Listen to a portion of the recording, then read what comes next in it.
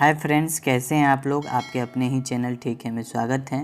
तो फ्रेंड्स, आज के वीडियो में एक नया अपडेट सामने आया है कि बिहार STET 2019 कैंडिडेट जो पास किए हैं उनका जो नियोजन प्रक्रिया है 7th फेज में, उनका जो नियोजन होगा वो नियोजन प्रक्रिया बदलने जा रही है। उनका जो नियोजन सेंट्रलाइज्ड और ऑनलाइन बहाली बेसिस पे होने वाली है। तो ये बात दोस्तों आप लोग ध्यान में रखें और वीडियो पे बने रहें आगे की जानकारी प्राप्त करने के लिए। हम आगे के वीडियो में देखेंगे कि शिक्षा विभाग द्वारा क्या विज्ञापन जारी की गई है। तो ये तो क्लियर और स्पष्ट है कि आगे की नियोजन प्रक्रिया बदलने वाली है। जो पहले होती थी वो अब वो प्रोसेस नहीं रहेगी। दोस्तों, अगर आप हमारे चैनल पर नए हैं और STET से जुड़ी सारी जानकारियाँ और आगे की प्रोसेस आपको पता चले, इसके लिए आप हमारे चैनल को सब्सक्राइब कर बेल आइकन प्रेस कर ले ताकि आपको लेटेस्ट न्यूज़ आपको सबसे पहले मिलता रहे। दोस्तों, आप स्क्रीन पे देख सकते हैं कि अधिसूचना बिहार शिक्षा विभाग द्वारा जारी किया गया है और ये 20/8/2020 को जारी किया गया है और नियमावली 11/2020 1110 ज्ञापन संख्या है इसका। तो इसके आधार पर जो विज्ञापन दिया गया है कि प्रधानाध्यापक या जो भी नियोजन प्रक्रिया होगी या प्रोन्नति होगी इसी के संबंधित है। ये विज्ञापन नियुक्ति और प्रोन्नति के संबंधित है। और दूसरे स्टेंजा में हम देखते हैं कि लिखा हुआ है स्पष्ट रूप में कि नियुक्ति की प्रक्रिया को अभ्यर्थियों के अनुकूल बनाने हेतु प्रशासनिक विभाग द्वारा वेब पोर्टल सॉफ्टवेयर बनवाकर नियोजन इकाई की स्वायत्तता बरकरार रखते हुए उक्त नियुक्ति की प्रक्रिया में परिवर्तन किया जा सकेगा। यानी यहाँ स्पष्ट रूप में लिखा हुआ है कि आपका नियोजन की प्रक्रिया बदलने वाली थी। मैंने पहले भी कहा था कि जो बहुत सारे स्टूडेंट का कहना था कि मेरिट लिस्ट बनेगी, मार्क्स के आधार पे होगी, तो ये सब होने वाली नहीं है जो पहले हुआ करता था। पहले लोग क्या करते थे कि 20-40 जगह 50 जगह वो अपनी डॉक्यूमेंट्स को डालते थे, रेवेन्यू डालते थे कि मेरी नियोजन यहाँ हो जाए। 20-25 जगह डालते थे, उनमें से एक जगह उनकी मेरिट लिस्ट के आधार पे होता था। लेकिन यहाँ स्पष्ट रूप में लिखा गया है कि ये अब नियम बदलने वाला वेब पोर्टल सॉफ्टवेयर बनाकर नियोजन इकाई की स्वायत्तता बरकरार रखते हुए नियुक्ति की प्रक्रिया में परिवर्तन किया जा सकेगा। तो आप निश्चिंत रहें, आपका नियोजन प्रक्रिया बिहार सरकार के ऑनलाइन पोर्टल द्वारा होने वाला है और मार्क्स के आधार पे नहीं होगा, मेरिट लिस्ट के आधार पे नहीं बनेगा। लगभग इसमें सभी का नियोजन होना तय है क्योंकि जितने सीट हैं उससे कम ही अभ्यर्थी पास हुए हैं, बहुत सारी सीट बचने वाली हैं।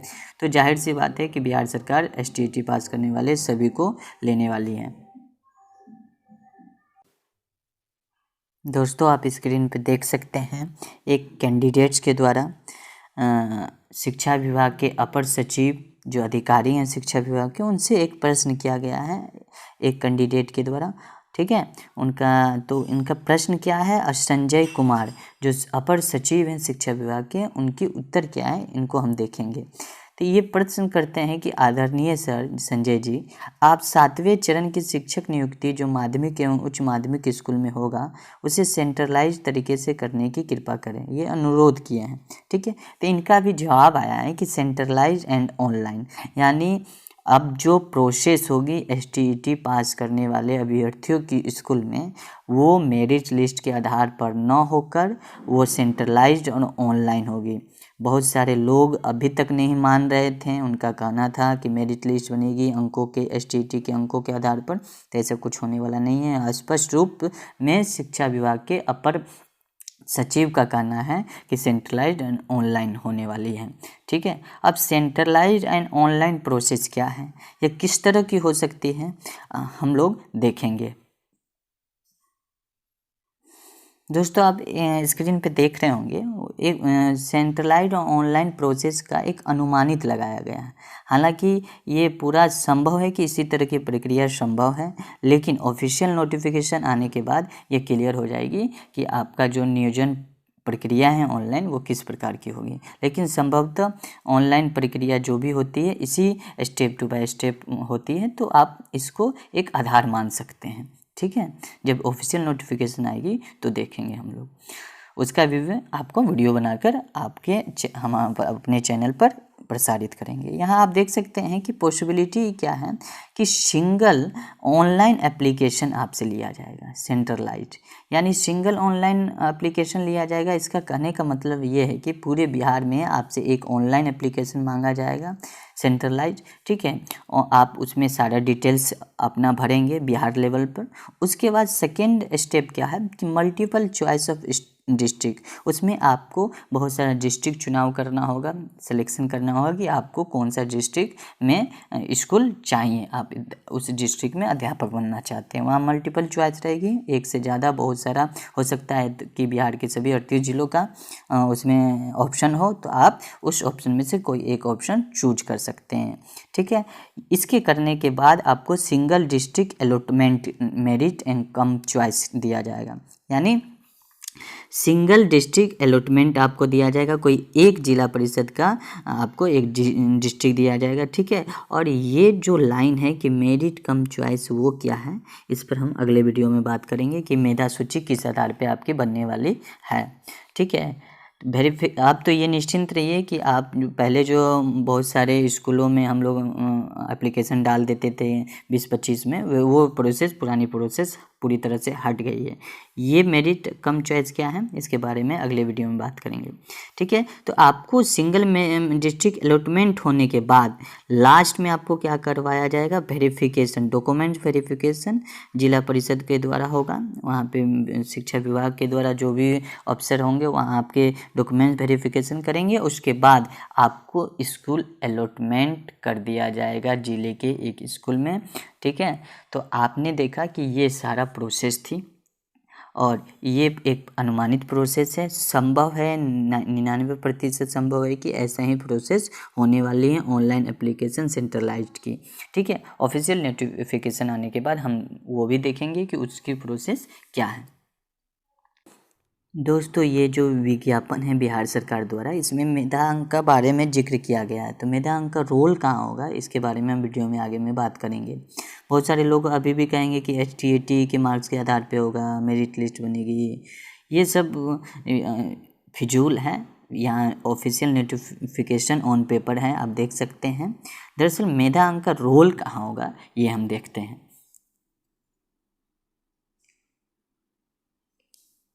मेधा अंक का रोल आपका, यहाँ पे आप देख सकते हैं, मेधा अंक का रोल आपका कहाँ होगा कि आपको कौन सी डिस्ट्रिक्ट मिलेगी, ठीक है।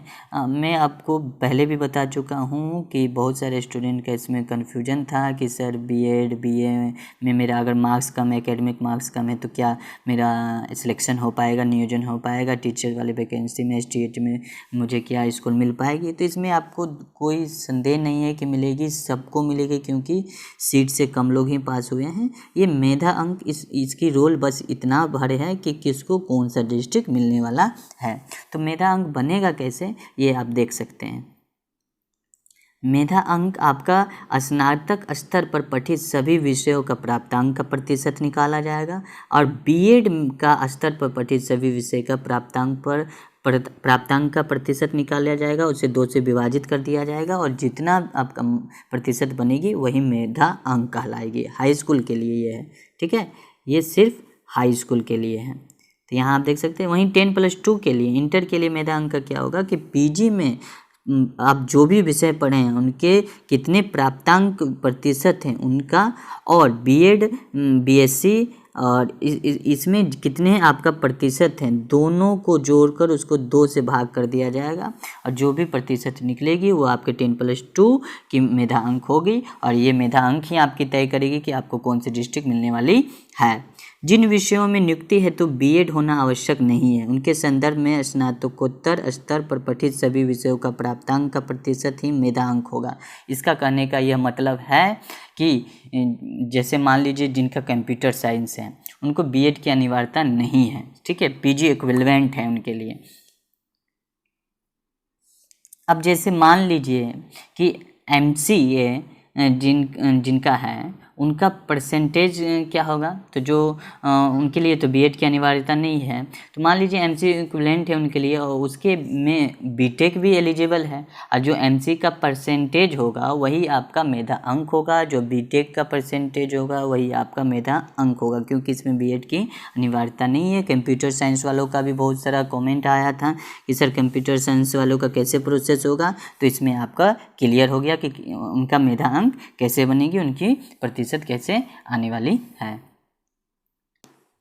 दोस्तों एग्जाम्पल के तौर पे आपको एक अच्छी तरह से क्लियर करके समझा देते हैं कि मान लीजिए कि कोई व्यक्ति है जो सामाजिक विज्ञान शिक्षक बनना चाह रहा है और वो हाई स्कूल में अप्लाई करना चाहता है एसटीईटी में, तो ठीक है, तो वो मान लीजिए कि वो बीए 66% है उसके बीए में, ठीक है, बीएड में उसके 70% है, तो दोनों को जोड़ दिया जाएगा 66 + 70 और उसको 2 से भाग कर दिया जाएगा, तो उसका मेगा अंक कितना होगा 68% होगा। तो ये आपका मेगा अंक हुआ, मेरिट मार्क्स हुआ, ठीक है। ठीक उसी तरह भौतिक शिक्षक या बीएससी वाले टीचर के लिए जो 10+2 में अप्लाई किए हैं, तो उनके मान लीजिए एमएससी में 70% है, बीएड में 80% है, तो दोनों को जोड़कर 2 से भाग कर दिया जाएगा, तो उनका मेरिट अंक कितना, मेगा अंक कितना बनेगा 75% बनेगा।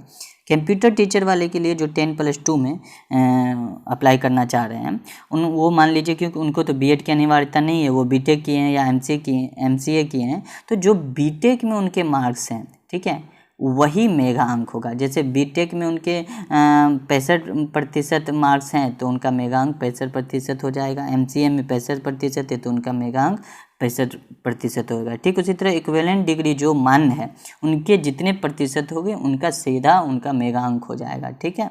तो ये सारी नोटिफिकेशन आप ऑन पेपर देखें, ये बिहार सरकार के द्वारा रिलीज किया गया हुआ है, जो आपने पिछले अभी जस्ट वीडियो में देखें, मेरिट लिस्ट, विज्ञापन, ये सारा प्रोसेस देख लिए, तो आपको अब कन्फ्यूजन नहीं होना चाहिए कि प्रोसेस की प्रक्रिया क्या है। तो ये वीडियो अगर आपको अच्छा लगा हो तो आप अपने दोस्तों के साथ शेयर करें ताकि उनका भी कन्फ्यूजन दूर हो जाए।